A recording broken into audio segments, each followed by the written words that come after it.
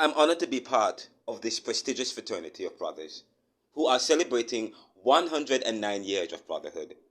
I salute my brothers of Phi Beta Sigma Fraternity Inc., who took me in when I went to University of Pennsylvania away from country and family and provided me with another family who have been with me and helped me to continue this journey in life.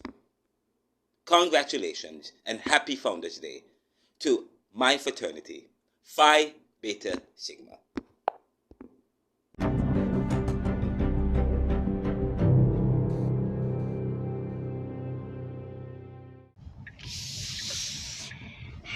Welcome to another episode of the Neoliberal Round podcast.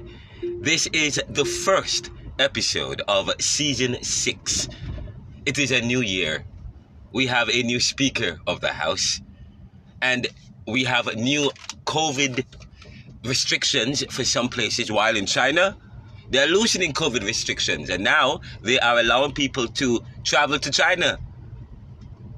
The Neoliberal Round podcast will begin a new series called the Neoliberal Round Lecture Series as we begin the course Caribbean Thought, lecturing at the Jamaica Theological Seminary, exploring when you hear of the Caribbean, you think of beautiful islands of paradise with sun, sea, cannabis, iron music, Usain Bolt, people living out their best dreams and lives. But neoliberalism, globalization, income inequality, poverty and resistance challenges that motif, that prevailing idea. You know, I had some people in my car recently who had visited Chile. They visited Chile and they talked about Chile, and while going to Chile they realized it's uncovering some realities about the world. There's some parts where there was just tremendous opportunity and wealth and resources, and there are huge amount of sections that there's just poverty and lack. And then I asked the question, who enjoys the wealth and the resources? The tourists? And what about the people the locals? What do they enjoy? Do they enjoy the privileges and so on? No. And that's part of Caribbean for you. The riches, the wealth, the beauty, a lot of it is not experienced. And the created wealth and tourism is not created for the people there. It's created for people overseas who can spend the money. And you wonder whether or not the Caribbean is an invention for catharsis and therapy and paradise. These global South countries, these former subjugated countries with subjugated people who now are servants taking care of tourists coming from the global North. But we talk about if the Caribbean and the global South and black peoples are an invention, well, they are more likely to reinvent themselves in post-21st century. But as what? Holding on to vestiges of the past? This is the Neoliberal Round. We have much to say and much to talk about. In this season of the Neoliberal Round podcast, we'll continue to talk about politics and news and sports and so on and so forth. But we will also continue to comment about what's going on in society. And of course, I will continue to explore themes from the book Neoliberalism, Globalization, Income Inequality, Poverty and Resistance with my new book out later February. Stay tuned.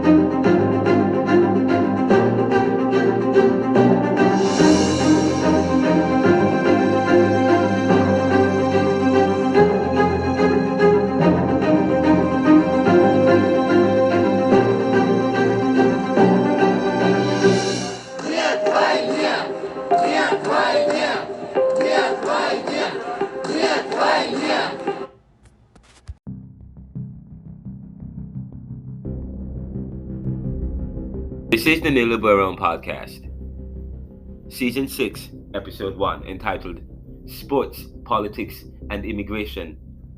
On the episode today, we discuss Damar Hamlin, who is recovering. We have a press briefing excerpt and some discussion surrounding his recovery. Secondly, Kevin McCarthy is Speaker of the House, but he will be the weakest speaker in history. And thirdly, on immigration and the immigration crisis happening right now at El Paso, Texas. President Biden just visited the region or the area. Question: is the immigration problem a creation of President Biden, or does it not go deeper than that? Is it not a wider international crisis or problem? You see, you cannot fix the immigration problem without addressing the international competition between and among countries that makes rich countries richer and poor countries and peoples caught between privilege, policy, and politics poorer. We have this and much more on the episode today. Stay tuned for the ride. It promises to be compact. It promises to be insightful. It promises to be deep. Welcome back. And it is going to be quite revealing and exciting. It's good to be back at the Neoliberal Podcast for 2023. We have lots in store for you, including Tia Jackson joins us on the show sometime this month with her new book, Purpose Through the Pain. And of course, we can't forget, we will wrap up the series that we had started looking at Donald Ducky Birds and several other powerful episodes with, of course, the lecture series on Caribbean thought, where I give a lecture to some students every Friday for 3 hours, 6 to 9 p.m. at the Jamaica Theological Seminary, teaching this particular course. And we will definitely visit that course and share some excerpts of the discussions there, right here on the Neoliberal Podcast. This is the Neoliberal Podcast, brought to you by the Neoliberal Corporation, serving the world today to solve tomorrow's challenges.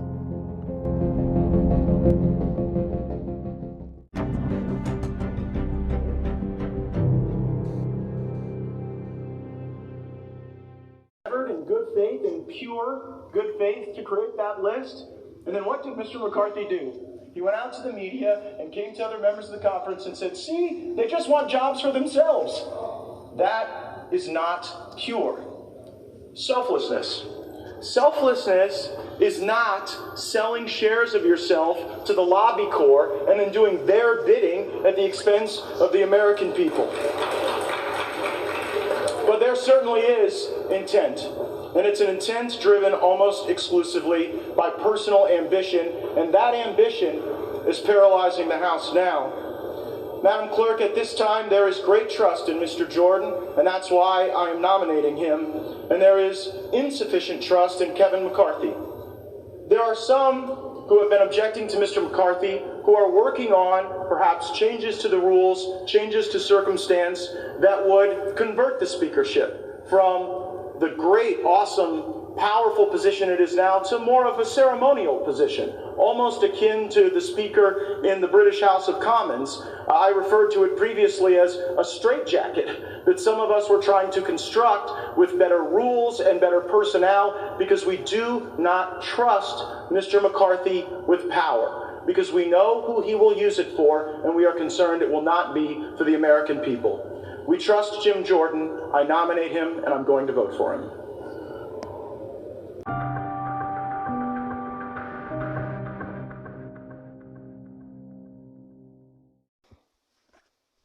Did you listen to that, Congressman?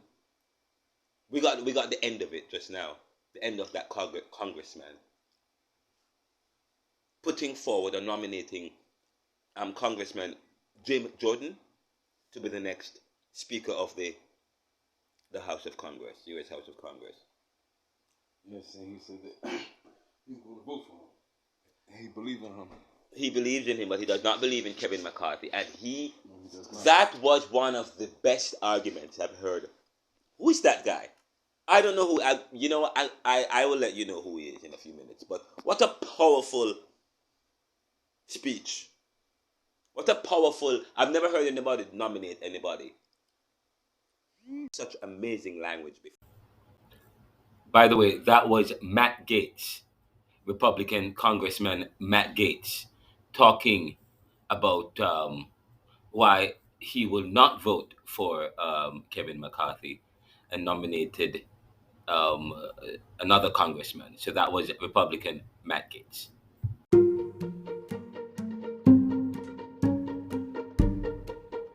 He said,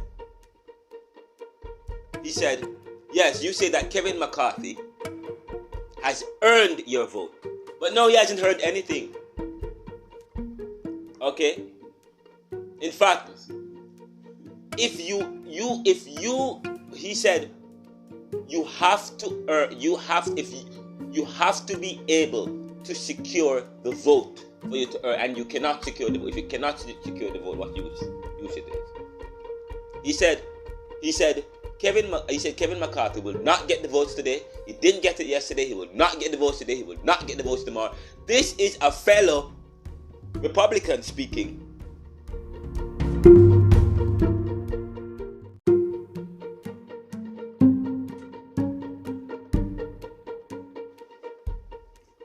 So passionately against Kevin McCarthy, and saying that Kevin McCarthy has only raised money, okay, to help special interests against the American people. Why would I want to nominate such person? He does not get my vote. Kevin McCarthy, over and over, okay, has supported Donald Trump, represents, okay, what the Republican Party is trying to move away from. The Republican Party is moving away from. Yes? Something else is happening.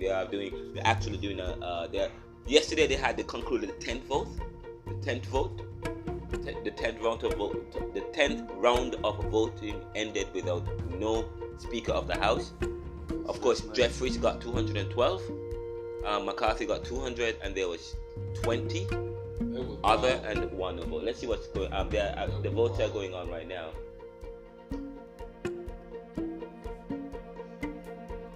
Pennsylvania. Jeffries. Rakeen.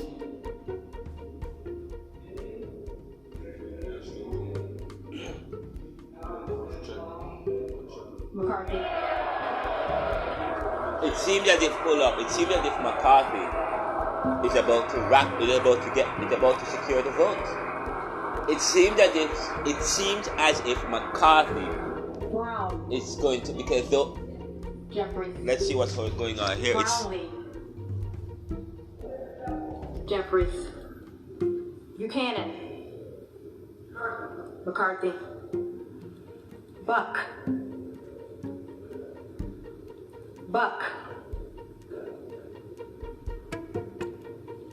Bouchon. McCarthy. Budzinski. Jeffries. Burchett.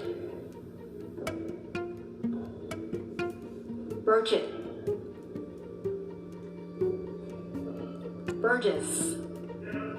McCarthy. Burleson. McCarthy. Bush. Jeffries. Calvert. McCarthy. Kamek.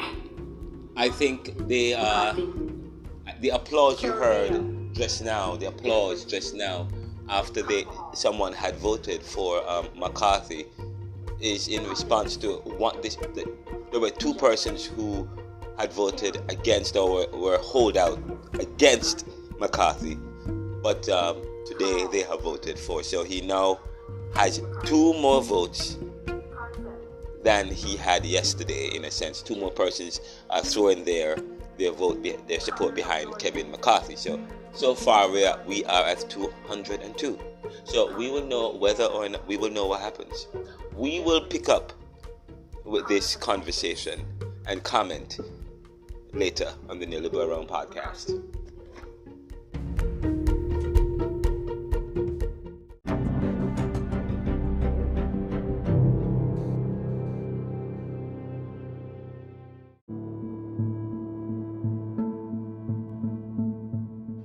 Very emotional.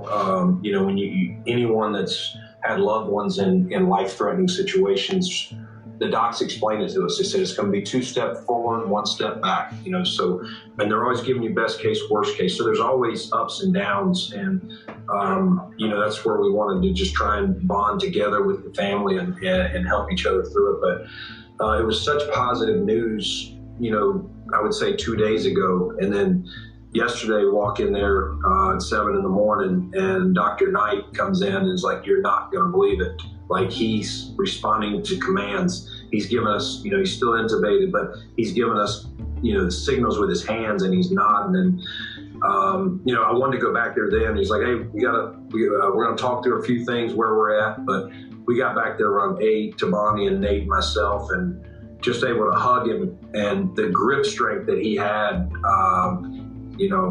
I told Mario, I said, "I'm not a crier, but man, it was emotional, and man, a lot of grown men in there crying yesterday." But it's something I'll never forget.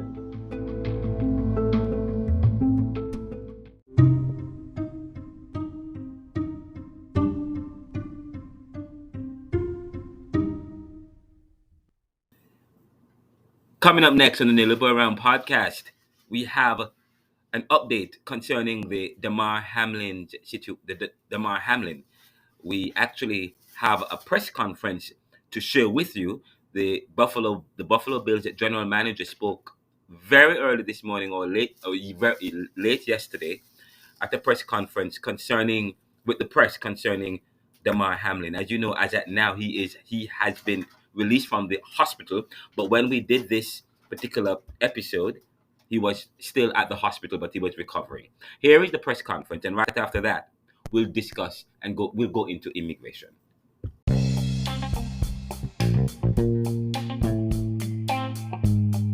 Yeah, I would say, when I left the hospital, my days are running together. But they had to make him flip him over, into a prone position. Early, around 5:30 or 6 the morning after it happened. So that would have been Tuesday morning. When we left on Tuesday night, they said, "Listen, he's handling this well, but the big thing will be when we flip him back. How does he handle that?" And sometimes the way it was explained to me is, you flip them for an hour, but they start to struggle again. You got to flip them back on the prone.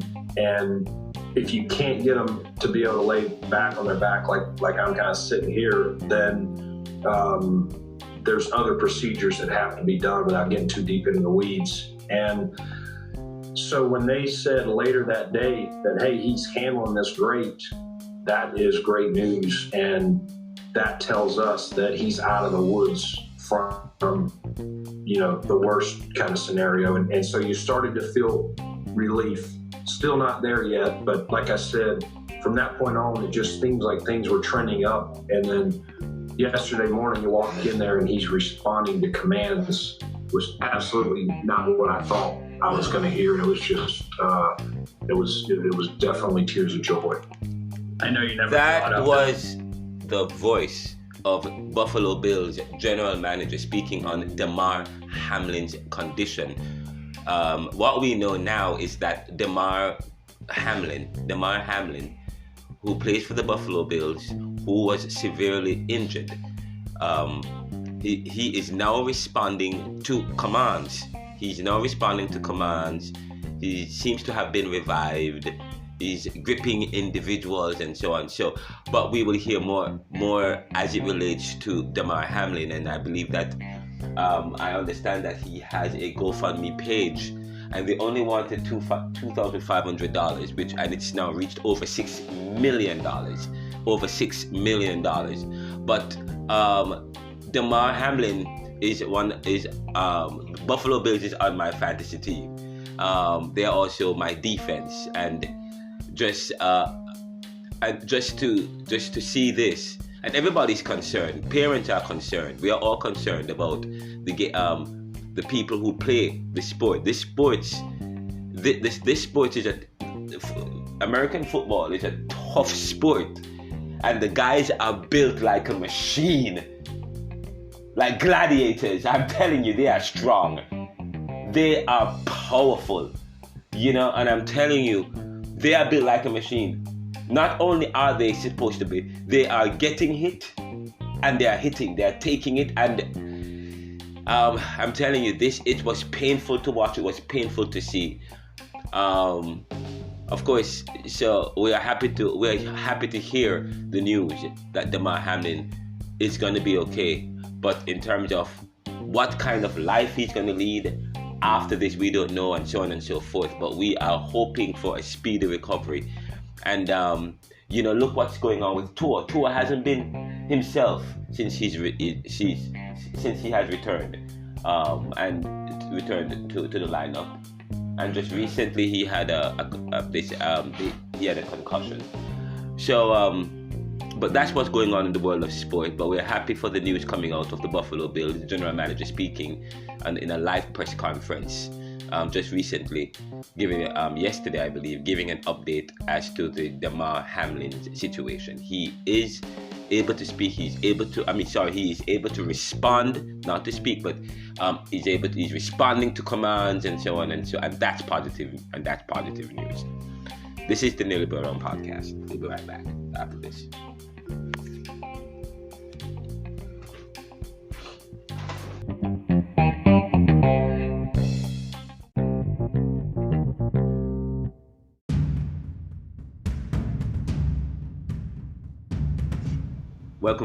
Welcome back to the Neoliberal Realm Podcast. We are talking about immigration, Buffalo Bills, Damar Hamlin, sports, of course, and all things what's coming up this year on the Neoliberal Realm Podcast. But this is a very important story, the matter of immigration, and immigration is in the news. And immigration is one of the issues that must be considered when we look at the issue of globalization and the issue of the global north and the global south, and where travel takes place. When travel takes place, when you look at it from the global north to the global south, you think of it in terms of tourism. Yes? You think of it in terms of vacationing. But when you look at travel from the global south to the global north, it is one of, you don't think of it in terms of tourism. You think of it in terms of asylum, refugee. You think of it, you think not in terms of tourism, but the other way. You think of asylum. You think of terrorism. You think of various different words. When people travel from the global south to the global north, the kind of travel is not for tourism and for vacation. It's more of it is people are escaping the realities of their lives, looking for opportunities. Okay, and when they escape the realities of their lives, they're not just seeking asylum from violence. Okay. Because when people talk about they're seeking asylum, it's as if the global south countries are terrible countries. The global south countries is not terrible. When you think about the global south, you think about the global south, people who are fleeing from the realities of the global south to come to the US or other post-industrial countries or whatever. The justification is that, they are fleeing because these countries are awful countries, but the fact that it is, globalization has happened. Many of these countries are suffering. Post-independence, they're suffering. The fact that they're suffering, and so they are fleeing. They're suffering economically, and so they're going to places where they think they're economically their lives will be better. And so we have to put this into perspective. So the asylum that they are seeking is not necessarily one that is social, but it's one that is economic. They're looking for opportunity for some people. Or it is that many of their own families have been estranged from them, and they're going and they want to be reunited with their families, in a sense. There are many reasons why this flight is happening. But you look at travel between the global south and the global north and the global south, this has to be placed into perspective. People flee the global south to the global north, not necessarily as a tourist, for tourism purposes, but it's for opportunity, or maybe for people, or they are seeking asylum, or you think about it in terms of refugee, so on and so forth. But this is important. But as you as we think about what's going on in the world, I was actually looking at social media today about immigration, the fact that Title IV is ending and the crisis happening at the border. I believe that President Biden did visit El Paso, Texas, visit the situation, what's going on the ground. But I'm telling you, his hands are tied. It's a very sticky situation. And I have written an article as it relates to the political will to fix. People want us, and if you look at Twitter this morning and type in Title IV end and immigration, what's people talking about? Oh, we have to fix the immigration problem. We have to come together and fix. But nobody's offering ways to fix it. How are we going to fix the immigration problem? And of course, people are talking about Title IV end. We have to fix the immigration. We have to fix the Title IV ended. So now it means that people who are, there's no process, there's no path. The people who are seeking asylum and so on, they won't be able to seek asylum until they fix this problem, because Title IV has ended. The protections, the guarantees that asylum seekers have no longer available to them because Title IV has ended. So now you find that there's a humanitarian crisis at the border, they are saying, and people are now flocking to the border and trying to force their way into the U.S. Okay, and so on and so forth, and many people are dubbing it. Immigration is important, but they're thinking about looking at it in terms of people are fleeing violence. Not necessarily. I mean, what kind of violence are we talking about here? Economic violence, political violence, international violence as well. Many of the local issues going on in these countries where people are fleeing is as a result of global neoliberal international issues that affect them, and so they are now having to flee. Brain drain is a result of this global issue as well. So this has to be placed into perspective. And there is an article that I wrote that I want to share with you guys as it relates to I did a recent article, and I want to share that with you so that we put that into perspective. Listen to this article. This is very important because I said because I was responding to an article regarding that Harry Hinton had talking about President Biden and the problem that he has. And I actually shared a tweet about this particular issue. But this is important, and as I get ready to teach the class Caribbean thought, many of these, what is going on, this is one of the aspects of Caribbean thought as we think about some of these issues. This is very important as we think about Caribbean thought or the black position, or we think about the whole issue of immigration. I'm going to share with you an article I did from the Neoliberal Post, from the Neoliberal Corporation website, www.theneoliberal.com, on the matter of immigration and the international, and why it's going to be impossible to fix immigration without we deal with international competition. We'll be right back after this.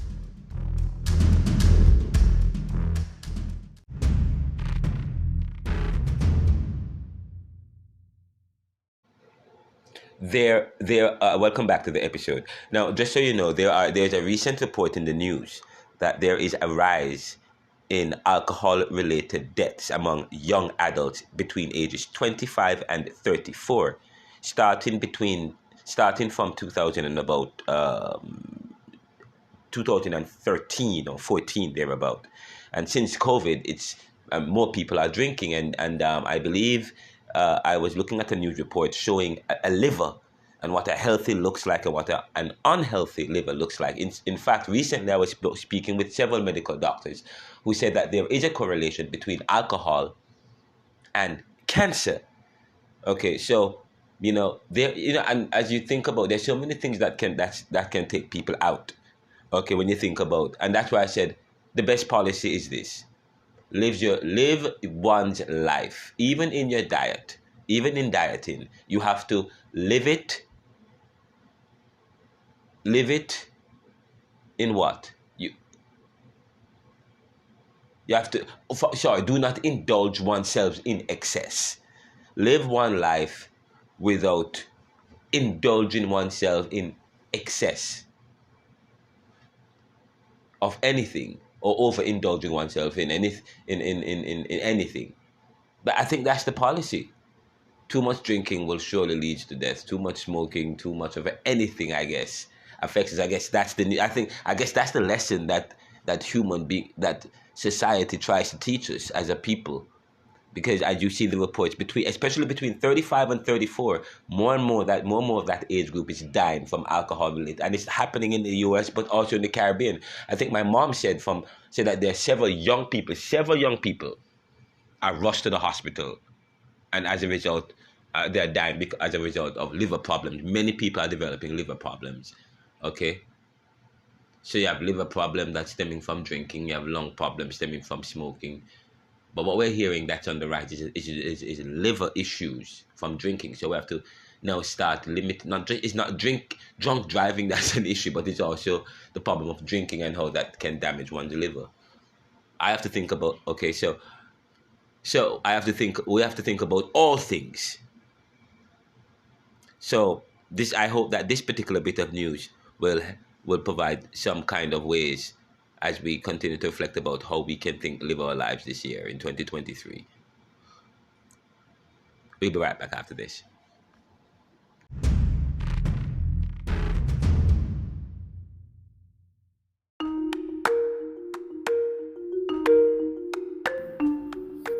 Welcome back to the episode. We are talking about President Biden's immigration problem, and it's not a President Biden's immigration problem.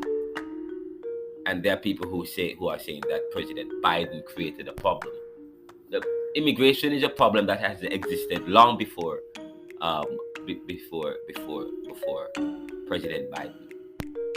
And immigration is not necessarily a problem. Immigration becomes a problem when we look at it within the whole issue of property, within the whole issue of competition, protectionism, and other so on and so forth. It becomes a problem. Immigration has to be looked at people, and earlier we talked about the issue of travel and so on and so forth. By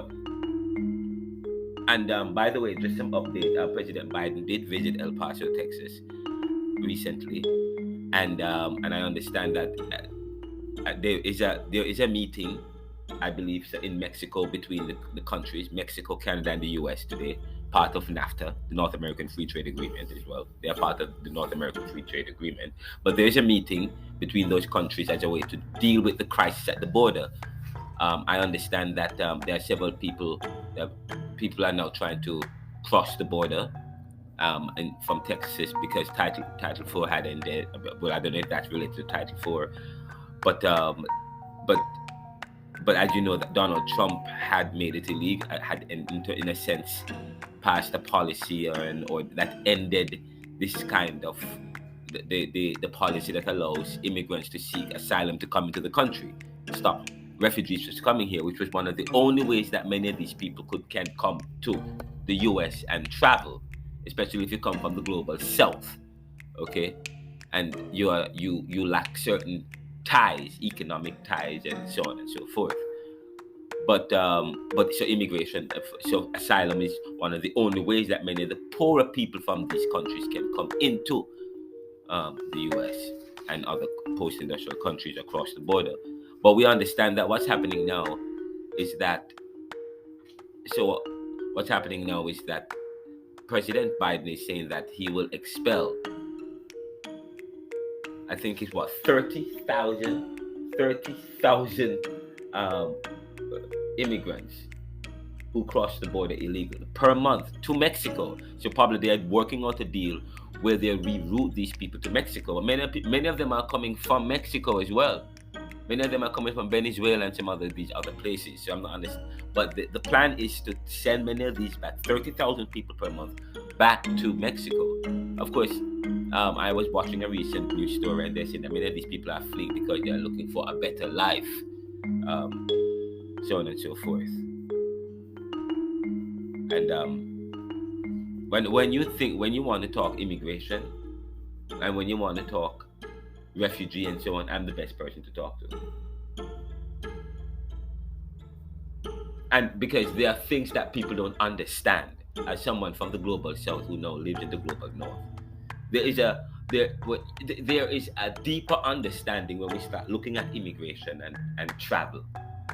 But I wrote an article in retrospect, and I want to share that article, which is an article I will also lift up this when I begin to teach the course Caribbean Thought, an article I wrote entitled Addressing the International Competition Between and Among Countries. Sorry, where is it?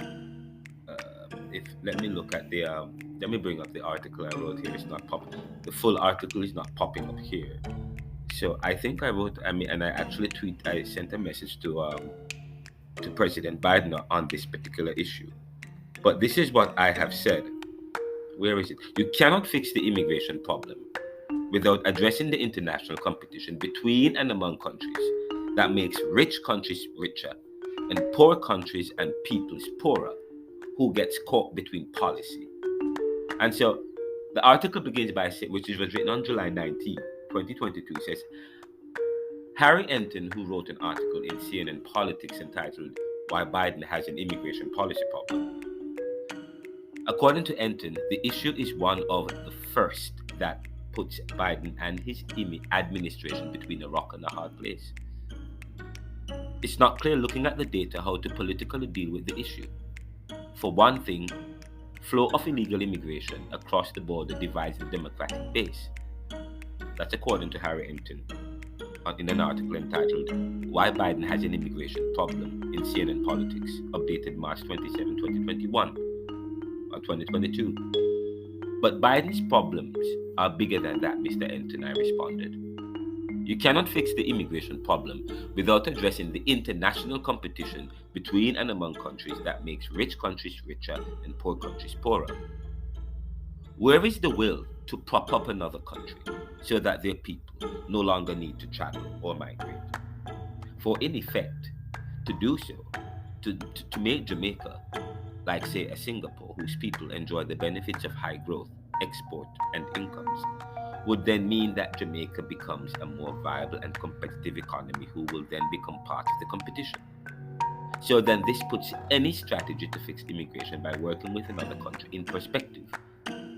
Therefore, if Biden's strategy to fix immigration is to provide assistance to those countries whose poor peoples are coming to the US illegally, would mean creating another situation where such a country like Jamaica becomes too competitive, unless the fix is to provide aid that continues dependency.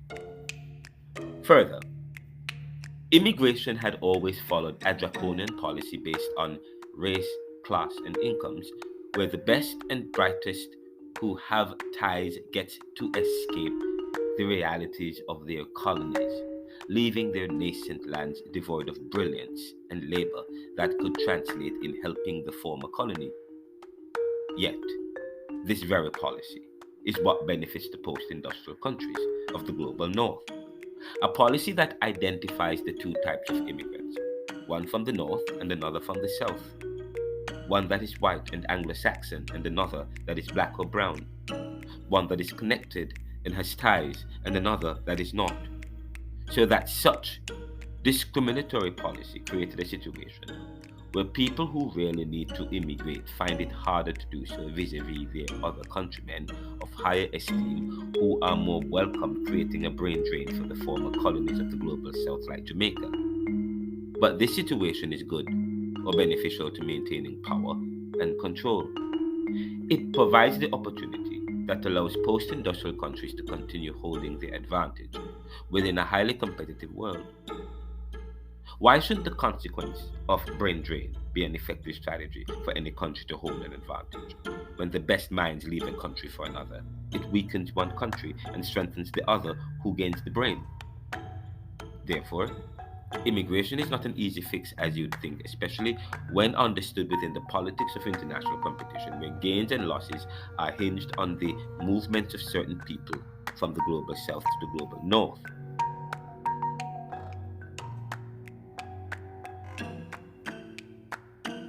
And that's in an article that I wrote some time ago, and the issue of immigration. But as I say to you, the realities of immigration is more than just this particular issue moves beyond just seeking asylum.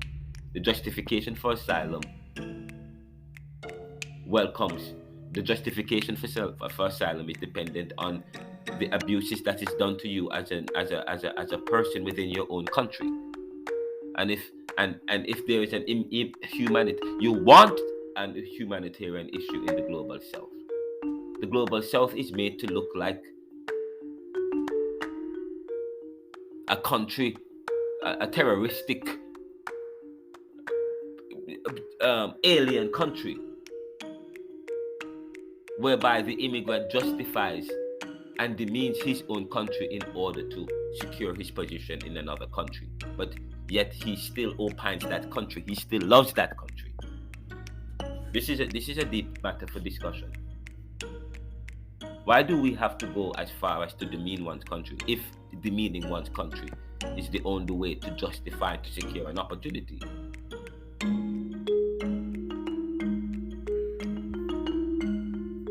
This is the Neoliberal Podcast.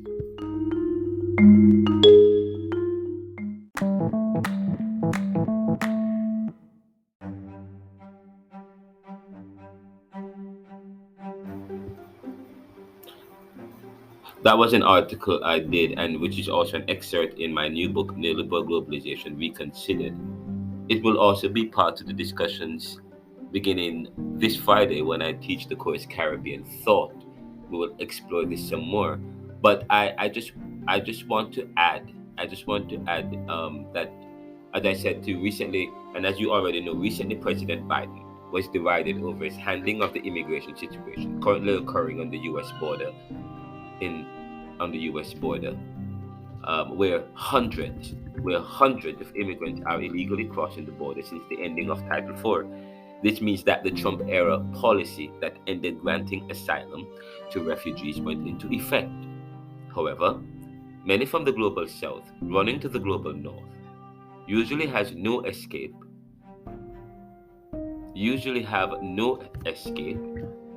or no way than to justify their way in through seeking asylum, which means demeaning their own country, which are innocent victim of a draconian international system that has left the post-colonial country behind and dependent. The rationale for many immigrants seeking asylum is usually that their former country is violent, unjust, evil, and that they are running for their lives. But is this true, or the only way that these people can get into richer countries who have created and supported this narrative about the global south? The global south is thus a victim of politics and peoples, the prey and the hunter.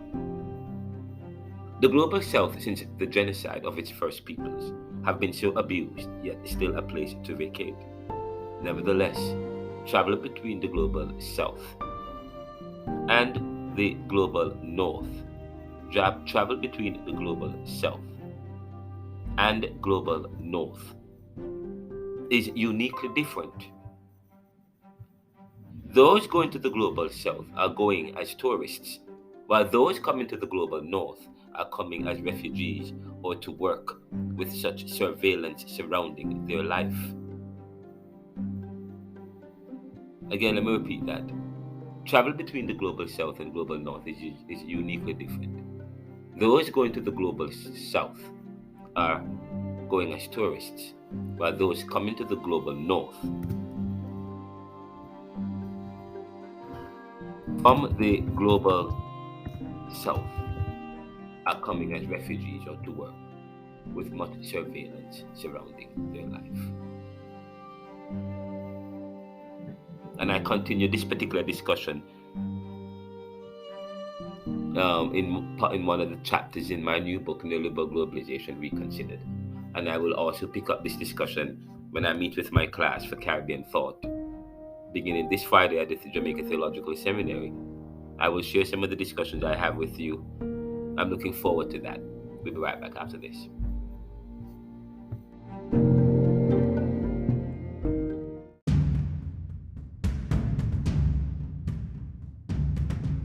I'm having a follow-up conversation with one of my fraternity brothers, one of my line brothers who pledged with me, Phi Beta Sigma, Spring 11. It was quite but we were talking. I was sharing with him about this particular podcast, and I decided to add this to the podcast. This is the bonus to the podcast, because he said that it's true what I'm saying as it relates to immigration. I said the locals don't experience the paradise and the tourism that many people come to. When people go to the Caribbean and so on. Okay, they only people who they only work at these places. They only work. Right, but why? And then you said you. Why don't they experience? I'm asking you as out of my genuine. Because they can't afford to. Because they charge you US dollars to come on the property. Okay? Really? Yes. Jamaica, I mean, if $1 is 100. So wait a minute. So the resort, when I went to the Sandals in Jamaica, Yes. the resort there were locals that live, not right across the street, but across the highway. Right. So they're not allowed, the locals can't come and stay in that resort? They even set up security, and the other day there was an issue where they had. You mean to tell me the locals can't even pay to stay there? Yeah, if they can pay US dollars. US dollars, so they only accept US dollars? Many of these places only accept US dollars or its conversion. Okay? Or US dollars, or if it's 35 US dollars that the hotel is charging, is 35 times $150, $136 the US, and you can do the conversion. So they charge. It's very expensive. These people are trying to make ends meet. Do you think they have money to go? They only go to the tourists, to the hotels and so on that cater to tourists to work there. Few of them might, like the politicians and the elites, yes, go there. But majority of the Jamaicans, the majority of the Caribbean people who live in these places, okay, they don't experience the best part of their countries. It's for tourists. Okay, and many of these places are privatized and sold off to foreigners. Many of these beaches and places, okay, and that's the next thing. Well, that's sad. It's that's not sad okay. They can't experience they sell off some of these, they do experience it through employment. Through employment, I guess. That's the truth. But you said you went to Dominican Republic, and you said it was. I've been to Jamaica as well. But you said you went to Dominican Republic, and you said right by the hotel is a wall that part of where the resort is and where the locals have to go to. That was when I was in Jamaica in Montego Bay. You're in Montego Bay, and the place was where the locals go to. Big wall, big gate. Of course, yes, it's a private property. They don't want people to come in there. Big gate. Okay. But I could see the locals, coming up on the property. I could see across the highway. Yes. So but that's I talk, and this is a very important issue. The locals in these countries and the country many people don't experience some of the wealth and the riches, and even more and more every day. Even you find in Jamaica, some of these countries, there's demonstrations. Even in Barbados, it's happening. I said when I did my first book, I talk about the winners of globalization and structural adjustment in the Caribbean, and Barbados is one of the winners. But as I talk to some of the Bajans now, that Barbados is having some problems there now in terms of economic issues, income inequality, poverty, crime, and violence, and so on and so forth. Inequality in Barbados. Of course, not poor. I thought everybody was. No, Barbados is one of the wealthier countries in the Caribbean. Income inequality issues in Jamaica. Of course, I talk about that. Well, income inequality issues everywhere. It's everywhere. Income inequality issues here in the United States. You're an immigrant. You migrated to the United States, and now you're a citizen. So you know how difficult it is to live here. You know how difficult it is to survive in the U.S. Yeah. But yet everybody wants to come here. But why don't you tell them in Jamaica it's difficult in the U.S.? They're not. It's not easy. It's not easy, but it's better than It's better. It's not. You know how hard it is here, Ronaldo. No matter what you tell people, they are not going to believe. Hello. Okay.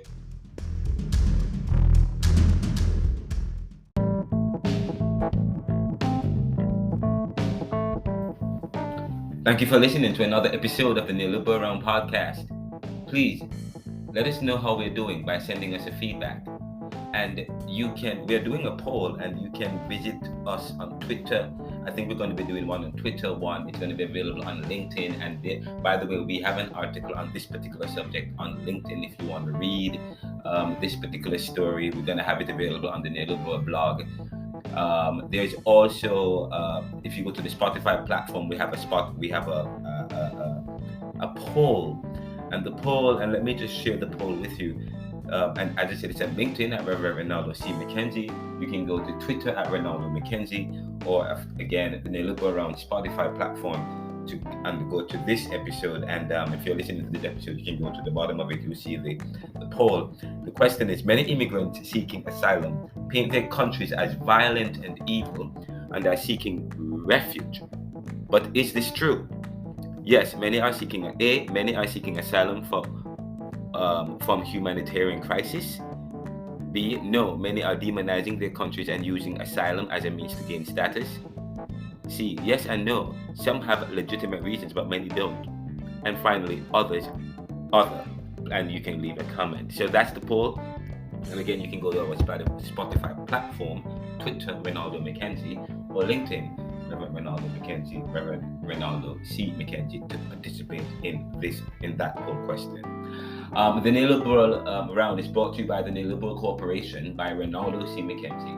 Visit us at theneoliberal.com. Support us and subscribe for free by going to www.anchor.fm/theneoliberal.